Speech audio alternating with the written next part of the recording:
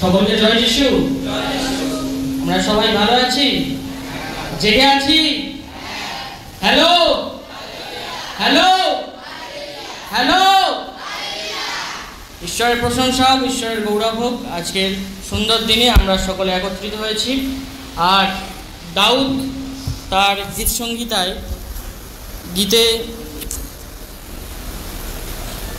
42 অধ্যায় প্রথম পদে কি বলে, যে হরিণী যেমন জলস্রোতের আকাঙ্ক্ষা করে, তেমনি হে ঈশ্বর আমার প্রাণ তোমার আকাঙ্ক্ষা করে। হরিণী যেমন জলস্রোতের আকাঙ্ক্ষা করে, হে ঈশ্বর আমার প্রাণ তোমার আকাঙ্ক্ষা করে। আমরা সবাই একটু চোখ বন্ধ করি আর এই বিষয়টাকে আমরা উপলব্ধি করি। जैसे हिरनी पानी के लिए, वैसा मैं भी हूँ तेरे लिए। जैसे हिरनी पानी के लिए, वैसा मैं भी हूँ तेरे लिए। तुझे ढूंढता हुआ, तुझे चाहता हुआ, छोड़ आया आसमां तू यहाँ। भीड़ में मुझको चुना, अपना बना लिया, नाम तेरा है लिया यीशुआ। तुझे ढूंढता हुआ, तुझे चाहता हुआ, छोड़ आया आसमां तू यहाँ। भीड़ में तुझको चुना, अपना बना लिया, नाम तेरा है लिया यीशुआ।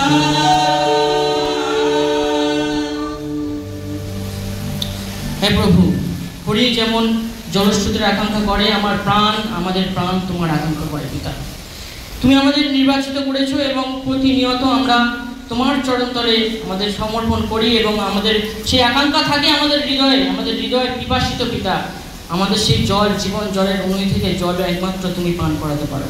তোমার মধ্যে সেই জীবন জল আছে, তোমার মধ্যে সেই জীবন বৃক্ষের ফল আছে, যা স্বর্গে তুমি আমাদের জন্য তৈরি করেছো।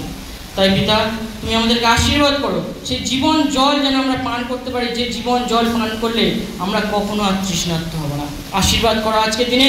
তোমার সেই বাক্য রেখেছো, এই অধম অযোগ্য সন্তান যাকে তুমি নির্বাচিত করেছো তোমার সেই বাক্য বলার জন্য। আমাদের কোনো যোগ্যতা নেই পিতা তোমার সেই পবিত্র বাক্য বলার, কিন্তু তুমি আমাদের মনোনীত করে থাকো সেই তোমার সুন্দর বাক্যকে সকলের মাঝে শেয়ার করে থাকার জন্য। ধন্যবাদ দিই পিতা, ধন্যবাদ দিই তোমাকে। Hallelujah, praise the lord. Thank you. আজকে যে বিষয় আমরা দেখেছি, আর পুরাতন নিয়ম আর নতুন নিয়ম দুটোর মধ্যে একটা কমন বিষয় কি বলতে পারবো কেউ? এখানে একটা বিষয় আছে যেটা খুবই কমন, কেউ বলতে পারবো? আমরা অ্যাকচুয়ালি যদিও বাইবেলটা পাঠ করেছি আর বাচ্চারা একটু গুলিয়ে ফেলেছে একটা, হ্যাঁ সবাই কিছু বলছে না, শয়তান।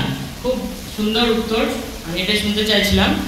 আর প্রথম জায়গায় আমরা আদি পুস্তকে দেখেছি যে যেখানে সাপ বুকে হেঁটে পায়ে ঢুকে হবাকে ভুলিয়েছে, সেটাও শয়তানের একটা রূপ। আর দ্বিতীয়বার বেলজেবুল বলে একটা ভূতেদের বিশাল বড় রাজা, যদি আমরা গুগল সার্চ করি আর সেখানে দেখতে পাবো এটা হচ্ছে ভূতেদের অধিপতি, মানে মন্দ আত্মার অধিপতি। আমরা লুসিফারকে চিনি, লুসিফারের নাম শুনেছি, বাচ্চারা শুনেছি। লুসিফারের আন্ডারে এ কাজ করত, এর নাম হচ্ছে বেলজেবুল, বিশাল বড় ভূতের অধিপতি। আর যখন যিশু আর এই সমস্ত ভালো ভালো কাজ করছে, আর তখন ফরিসীয়রা কি বলছে, এই যিশু ভূতের মাধ্যমে, মানে ভূতের শক্তিতে এইসব ভালো ভালো আশ্চর্য কাজ করছে। বাইবেল পাঠে এটাই বিষয়। আজকের দিনে আমরা যখন দেখি যে আমাদের চিরাচরিত আমরা কি সবসময় যিশুর বিষয় শুনে থাকি, যিশুর বিষয় শুনে শুনে আমাদের এতটাই মুখস্থ হয়ে গেছে সমস্ত কিছু, যে আমরা সমস্ত কিছুই জানি। যিশুর গল্প, যিশু কোন গল্পে কি উপদেশ দেয়, কি বোঝাতে চেয়েছে, কিন্তু আমরা শয়তানের বিষয়ে জানি না, যেটা আমাদের দুর্বলতা। আর এই কারণে আমরা সবসময় ভয় পাই। আজকের বিষয় হলো শয়তানের অস্ত্র। আজকের বিষয় শয়তানের অস্ত্র, আর যেগুলো আমাদের না জানলে আমাদের জীবনে আমরা প্রতিনিয়ত প্রতি পদে পদে আমরা বিভিন্ন সময় আমরা ঈশ্বরকে ভুলে যাই, ঈশ্বরকে নিন্দা করি এবং আমাদের মধ্যে ভয় মন্দতা দেখা দেয়। আর সেই শয়তান আমরা কি মনে করি যে যিশুকে আমরা বিশ্বাস করি মানে আমরা সুরক্ষিত আছি, আমরা ভালো আছি, আমাদের কিছু অসুবিধা নেই, কারণ যিশু আমাদের জন্য কি করে, প্রতিনিয়ত পরিকল্পনা করে। কিন্তু না, পাশাপাশি শয়তানও আমাদের জন্য প্রতিনিয়ত কি করে, পরিকল্পনা করে। যখন দেখছি যে আমরা কেউ নতুন বিয়ে করছি, স্বামী স্ত্রী প্রতিজ্ঞাবদ্ধ হচ্ছি যে আমি তোমার সাথে ভালোভাবে থাকবো, সারা জীবন সুখে শান্তিতে রাখবো, তোমাকে ভালোভাবে রাখবো, কোনো বাচ্চার জন্মদিন সেলিব্রেট হচ্ছে, কোনো বাচ্চা নতুন জন্ম নিয়েছে, ঠিক আছে, সেখানে অনুষ্ঠান হচ্ছে, প্রত্যেক মুহূর্তে শয়তান তখন থেকেই শুরু করে, চেষ্টা করে যে এই যে সুখের জীবন শুরু হতে চলেছে কারো জীবনে, সেখানেই আমি প্রথম এন্ট্রি নেব। কিভাবে নেব সেটা আলাদা বিষয়, কিন্তু প্রত্যেক মুহূর্তে যেমন ঈশ্বর আমাদের জন্য মন্দের পরিকল্পনা করেন না, শুধু মঙ্গলের পরিকল্পনা করেন, তেমন কিন্তু শয়তানও সবসময় চেষ্টা করছে যে আমাদের জীবনে কিসের পরিকল্পনা করতে, অমঙ্গলের পরিকল্পনা করতে। আর সেই শয়তানের অস্ত্রগুলি যদি আমরা চিনে নিতে পারি যে শয়তান কি কি ভাবে, কি কি পদক্ষেপে, আমি 6টা অস্ত্রের কথা বলবো এখানে, আজকে 6টা অস্ত্রের বিষয় হবে শয়তানের। আর সেগুলো যদি আমরা চিনে নিতে পারি আমাদের জীবনকে আরো বেটার, আরো মধুময় করতে পারবো, আরো সুন্দর করতে পারবো, এবং আমরা বুঝতে পারবো যে জিনিসটা শয়তান থেকে আসছে না যিশু থেকে আসছে। আর এই শয়তান থেকে যখন জিনিসটা আসছে সেটা থেকে আমরা কিভাবে উদ্ধার পাবো। আর আমরা যদি এই 6টা অস্ত্র চিনে নিতে পারি, আমাদের কাছে যে জীবনকে আরো সহজ করে দেয়।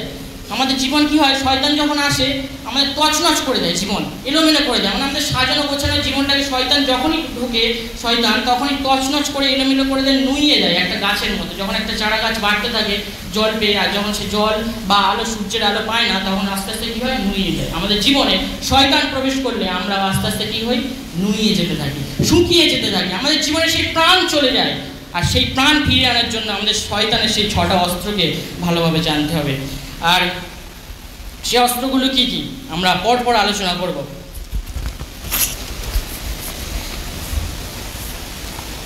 আমরা অনেক সময় আনন্দের মধ্যে থাকি না, আমরা আনন্দে থাকি, অনেক উৎফুল্লতার মধ্যে থাকি, কিন্তু আমরা যখন দেখেছি আদম হওয়ার বাগানের গল্প পড়েছি, আর সেখানে তারা খুব আনন্দে ছিল, কিন্তু হঠাৎ কেউ একজন বুকে হেঁটে তাদের মধ্যে ঢুকে পড়লো, আর যা যা পরিকল্পনা ছিল সব শেষ করে দিল এক মুহূর্তের মধ্যে। কি করে?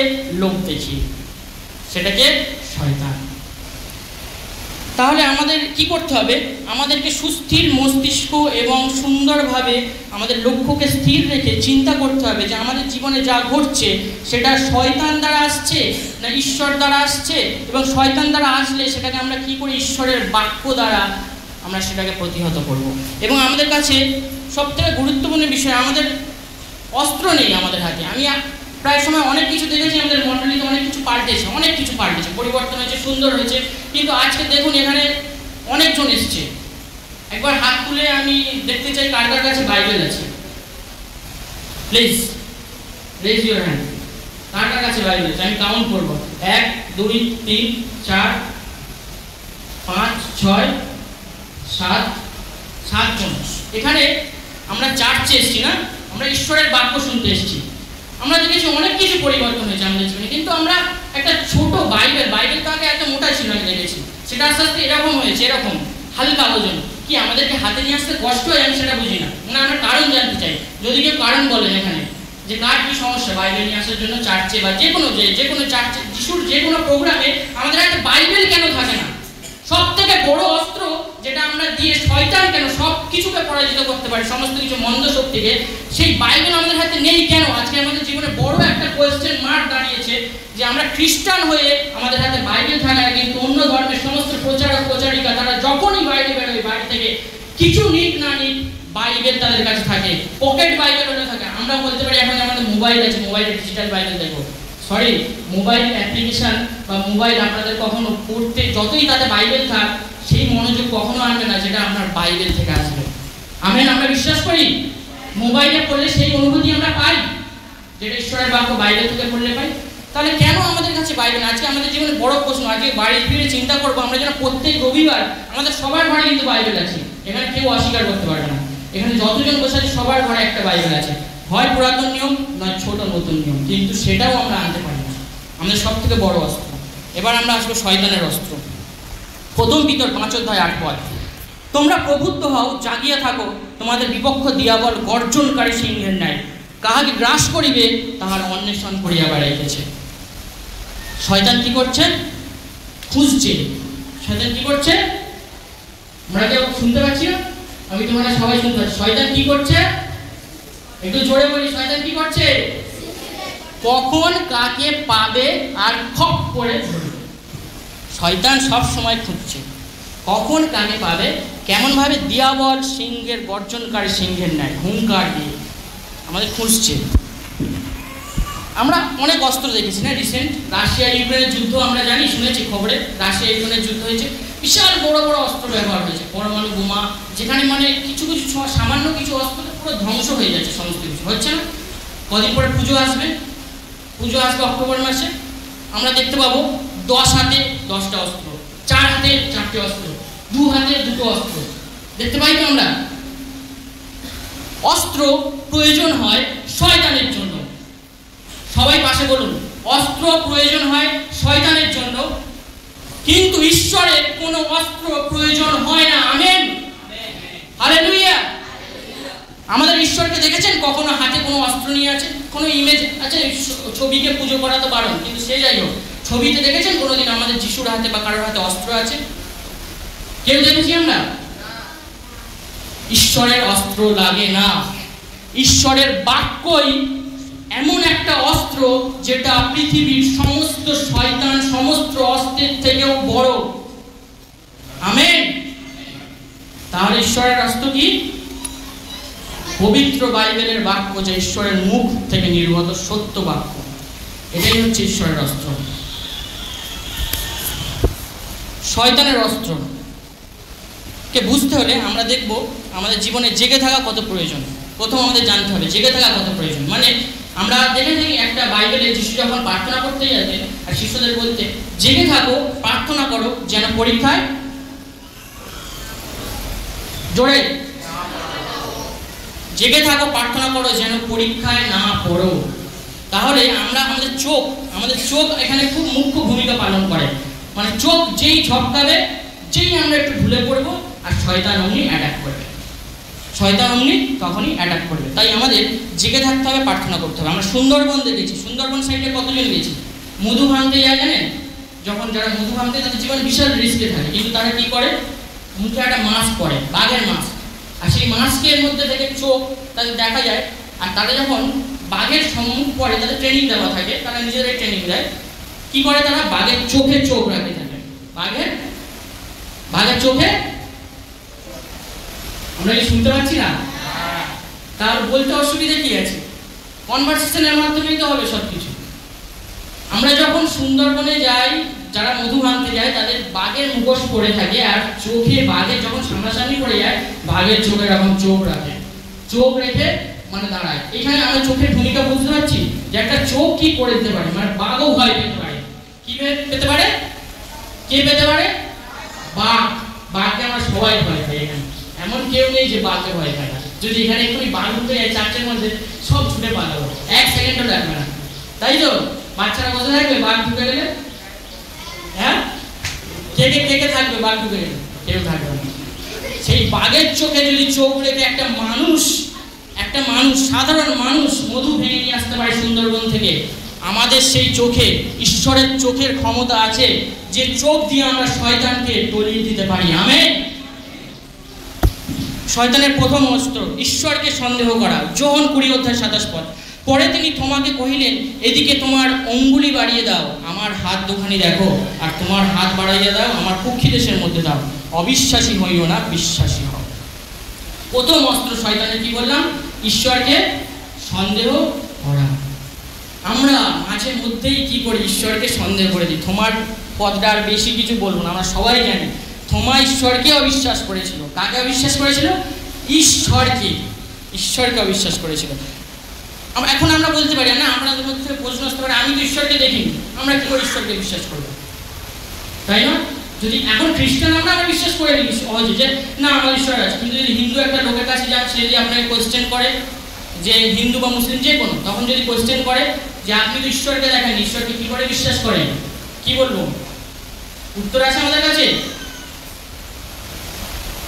আমার শরীরে হার্টবিট চলছে, আমি বেঁচে দাঁড়িয়ে আছি, আজকের এইটাই প্রমাণ যে ঈশ্বর আছেন। আমেন। ঈশ্বর আছে তার প্রমাণ আমার এই হার্টবিট চলছে বুকে। যেদিন ঈশ্বর আমাকে ছেড়ে চলে যাবে, আমি এখানে আর থাকবো না পৃথিবীতে। এটাই হচ্ছে ঈশ্বরের অনুপস্থিতি, ঈশ্বরের প্রমাণ যে ঈশ্বর জীবন্ত, তাই তার সন্তানরাও জীবন্ত। আমরা কি করি, সবসময় কোনো কিছু সার্চ করার জন্য গুগলকে ব্যবহার করি না? গুগলে যে কিছু জানতে হলে গুগল, আপনি জানেন যে গুগলে কত ভুল আছে?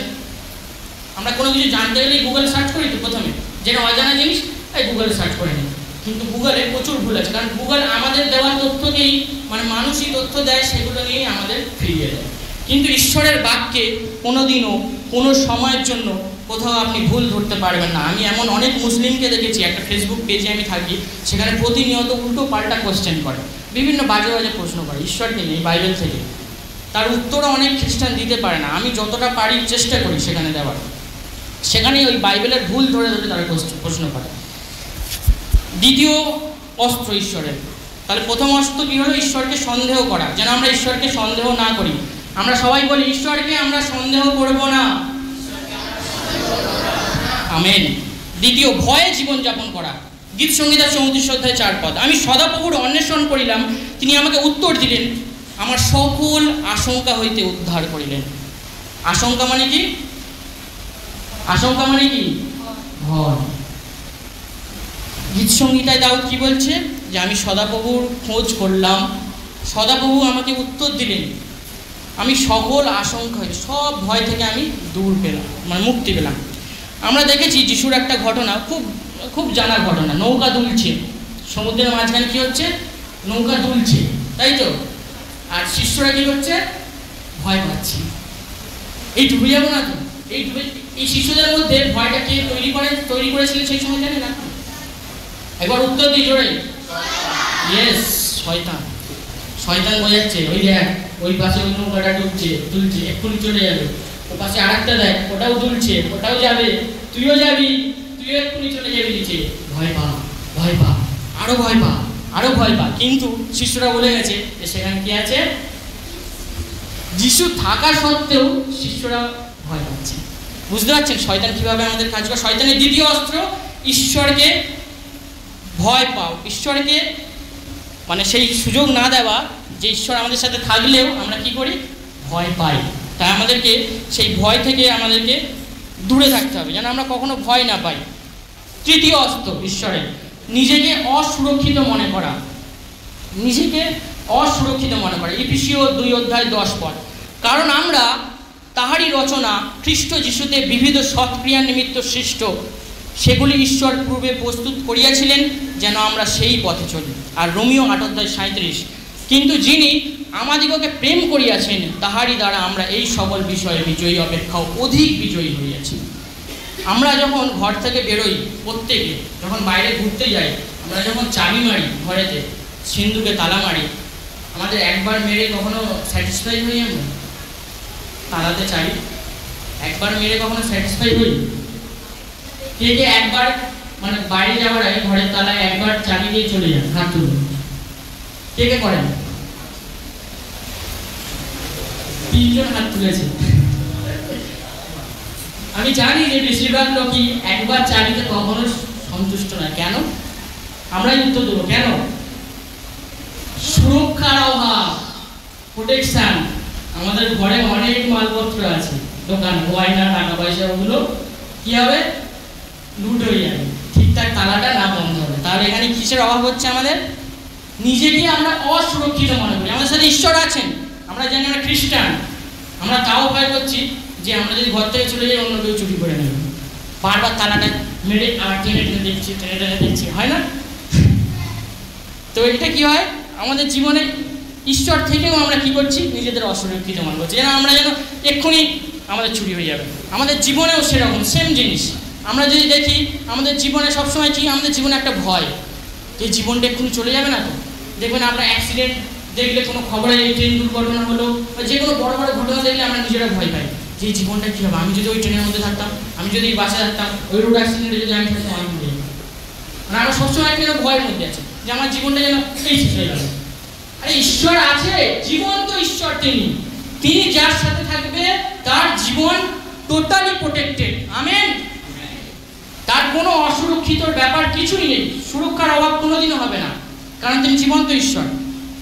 3টে অস্ত্র বলেছি। 4 নম্বর অস্ত্র, মণ্ডলীতে নিয়মিত না আসা। 4 নম্বর অস্ত্র, মণ্ডলীতে নিয়মিত না আসা।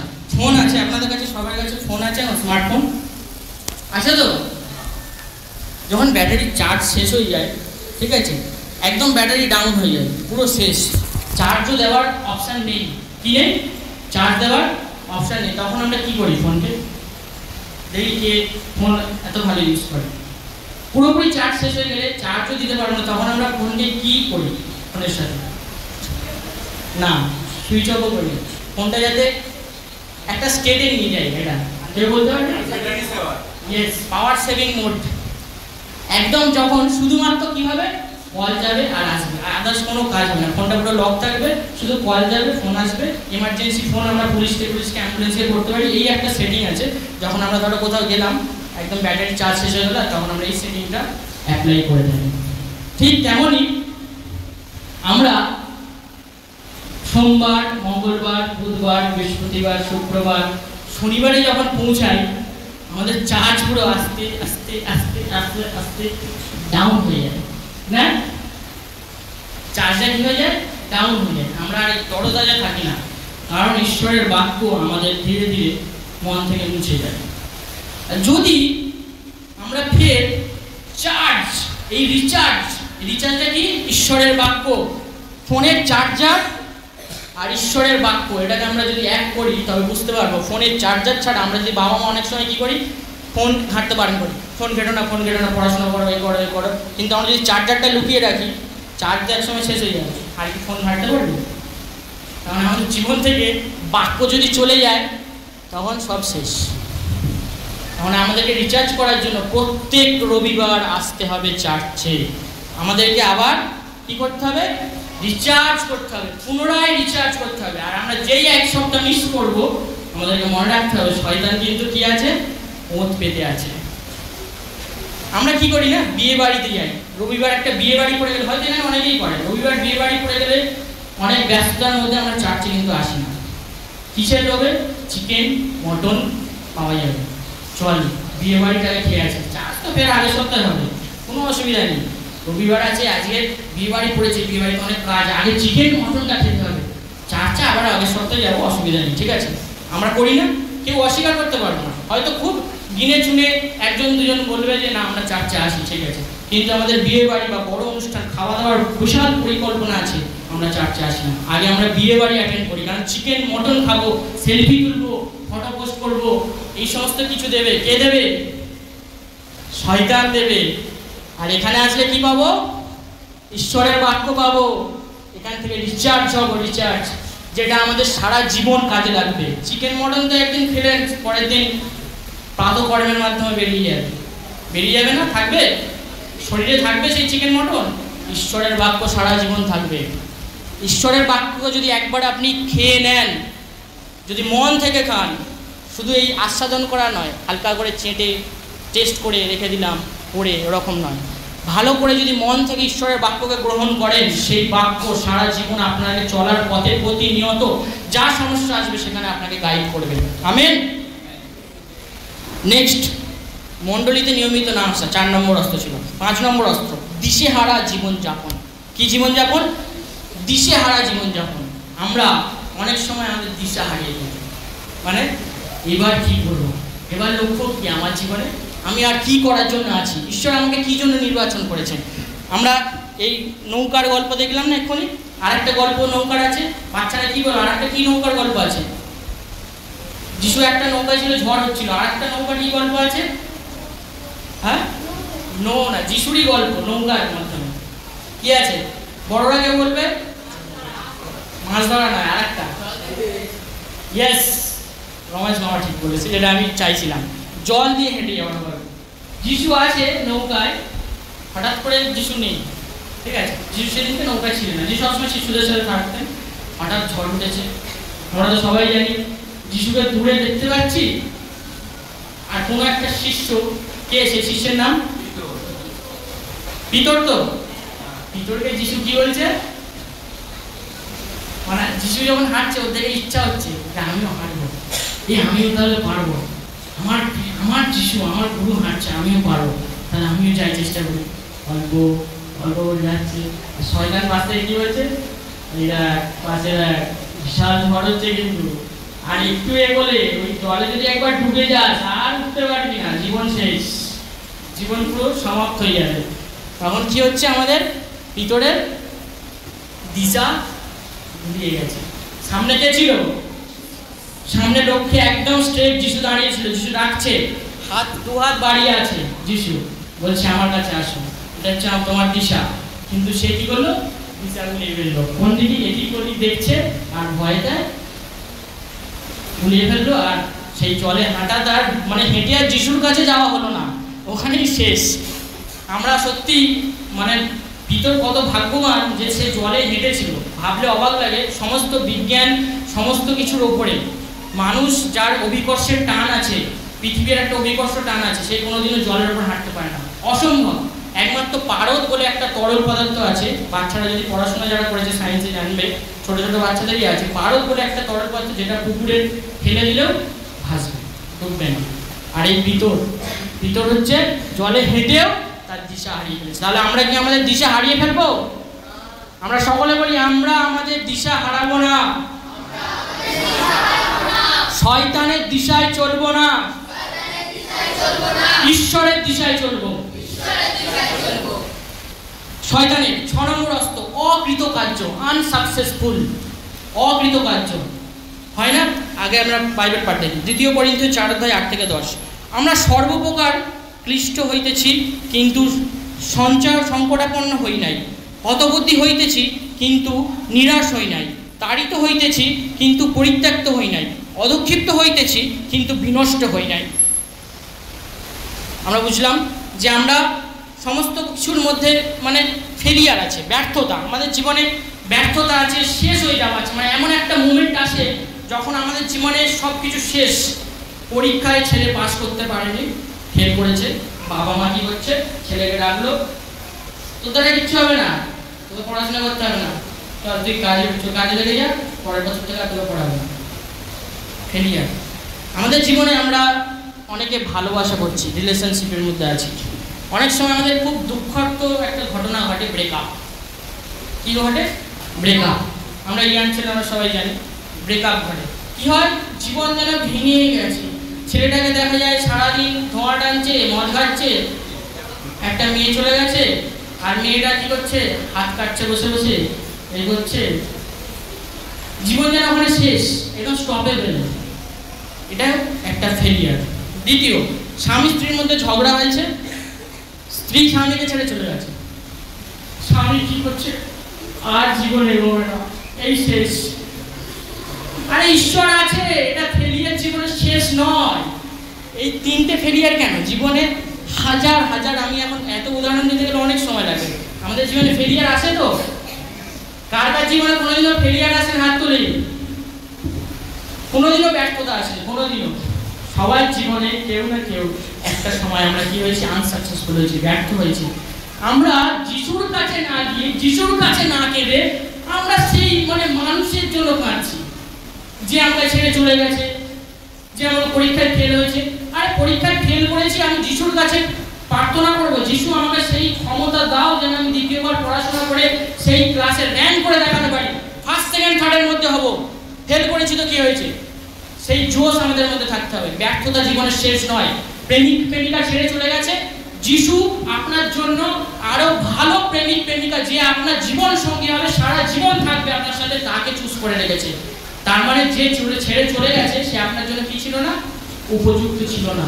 ইয়েস, সে আপনার জন্য উপযুক্ত ছিল না। ঈশ্বর জানে, সেই ঈশ্বরই আপনাদের বিচ্ছেদ করিয়েছে, যাতে সেই রং পার্সনের সাথে থাকলে আপনার জীবনটা তছনছ হয়ে যেত।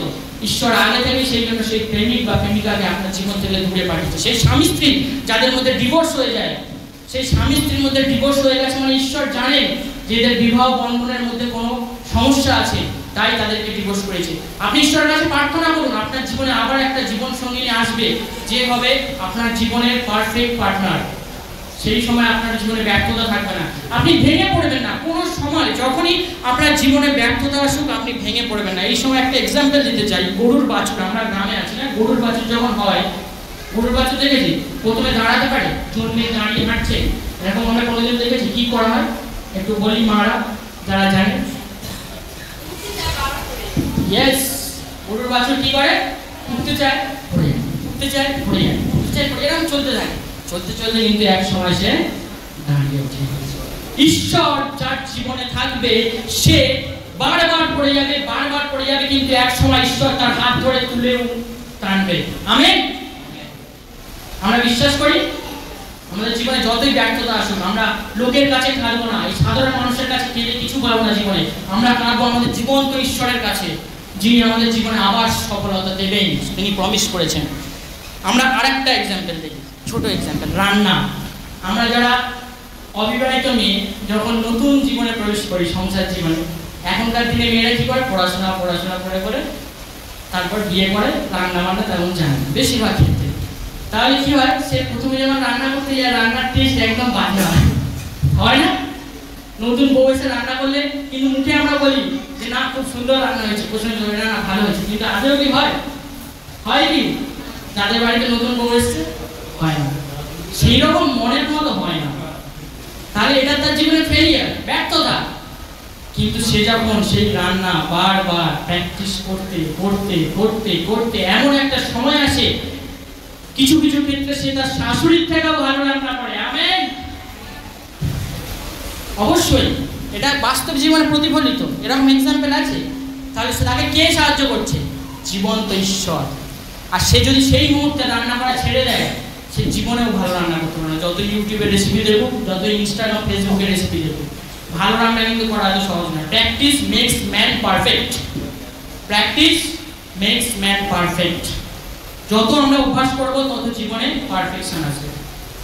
তাহলে আমরা যখন অকৃতকার্য হব, ফেলিয়ার আসবে আমাদের জীবনে, আমরা কখনো ভেঙে পড়ব না। বলুন, আমরা কখনো ভেঙে পড়ব না। জীবনের সফলতার চাবিকাঠি ঈশ্বরের কাছে আছে। কার কাছে আছে? আমরা যখনই ব্যর্থ হব আবার ঈশ্বরের কাছে যাব। 6টা অস্ত্র শেষ, একবার আমি রিপিট করে নিই প্রথম থেকে। নাম্বার 1 অস্ত্র ছিল ঈশ্বরকে সন্দেহ করা। নাম্বার 2 ভয়ে জীবনযাপন করা। নাম্বার 3 নিজেকে অসুরক্ষিত মনে করা। নাম্বার 4 মণ্ডলীতে নিয়মিত না আসা। নাম্বার 5 দিশেহারা জীবনযাপন। নাম্বার 6 অকৃতকার্য। এই 6টা অস্ত্র দিয়ে শয়তান সব সময় আপনাদেরকে প্রত্যেকের জীবনে চেষ্টা করবে, যখন যে অস্ত্র পাবে বোম মারবে আর আপনাদের জীবনকে শেষ করে দেবে। তাই এইগুলো আগে থেকে যদি আপনাদের জীবনে এই অস্ত্রগুলো জানা থাকে যে এইভাবে শয়তান আমাদের জীবনে কি করে, অস্ত্র প্রয়োগ করে, আর তাহলে আপনারা কি করতে পারবেন? নিজেদেরকে ঈশ্বরের কাছে নিয়ে যেতে পারবেন। আর এই সমস্ত অস্ত্র যেগুলো শয়তানের হাতে থাকে, 10টা, 4টে, 5টা পরমাণু বোমা, এই সমস্ত কিছুর থেকে ঈশ্বরের বাক্য হচ্ছে সব থেকে বড় অস্ত্র। আমেন। আসুন আমার প্রার্থনা। হে পবিত্র পিতা, ধন্যবাদ দিই তোমাকে, তোমার এই অযোগ্য অধম দাসের মাধ্যমে তোমার সেই বাক্য তুমি আমাদেরকে জানাবে। হ্যাঁ পিতা, সেই শয়তান আমাদের জীবনে প্রতিনিয়ত অস্ত্র প্রয়োগ করে চলে, কিন্তু আমরা সবসময় অন্ধকারকে জানি না, শুধু আলোকে জানি। অর্থাৎ শুধু আমরা তোমার বিষয়ে জেনে চলেছি, কিন্তু শয়তানের বিষয়ে জানি না। আমরা ততক্ষণ আলোর অনুপস্থিতি বুঝতে পারবো না যতক্ষণ না আমরা অন্ধকারকে জানবো। কারণ একটা অন্ধকারে ছোট মোমবাতি জ্বললে সারা ঘর আলো হয়ে যায় পিতা। আর তুমি সেই ক্যান্ডেল, তুমি সেই মোমবাতি, তুমি সেই জীবন আলো, জীবন জ্যোতি পিতা। তাই আমরা যেন শয়তানের বিষয়ে আমাদের মনে সম্পূর্ণ ধারণা থাকে। আমরা ভয় পাবো না রাত্রেবেলা একা বার হতে, আমরা ভয় পাবো না কোথাও ভূতকে দেখে, কারণ সেই ভূত শয়তানের একটা পরিকল্পনা, শয়তানের একটা অবয়ব। সেই মন্দ আত্মা আমাদের ভয় থেকে আমাদের জীবনে আসে। তাই আমাদের এই যে 6টা অস্ত্র, আমাদের ভয়, সন্দেহ, সুরক্ষিত না মনে করা, অকৃতকার্য হওয়া এবং আর যা যা বললাম পিতা, এই সমস্ত কিছু শয়তান দ্বারা আমাদের মধ্যে আসে। তাই আমরা যেন সেই কালোকে জানতে পারি, তবে আমরা সাদাকে উপলব্ধি করতে পারবো, আরও বিশেষ করে জানতে পারবো। অন্ধকারকে জানলে আমরা আলোকে জানতে পারবো। আমরা যেন শয়তানের বিষয়ে এই 6টা অস্ত্র আছে পিতা, সেই সমস্ত অস্ত্রকে যেন আমরা মনে রাখতে পারি প্রতিনিয়ত আমাদের জীবনে। যখনই এই অস্ত্র আসুক, আমরা যেন তোমার সেই জীবন্ত বাক্য, ঈশ্বরের বাক্য, পবিত্র বাইবেল অস্ত্র দিয়ে আমরা যেন সেই অস্ত্রকে নিহত করতে পারি এবং তোমার বিজয় আমাদের জীবনে আনতে পারি। এই প্রার্থনা তোমার নামে চাই। আমাদের ভিডিওটা যদি আপনাদের ভালো লেগে থাকে তাহলে চ্যানেলটাকে সাবস্ক্রাইব করে দেবেন এবং একটা লাইক দিয়ে দেবেন, আর আমাদের সাথে থাকবেন যাতে আমাদের জার্নিটা আরো বেশিভাবে গ্রোথ হয়। Thank you so much for watching. Be with us.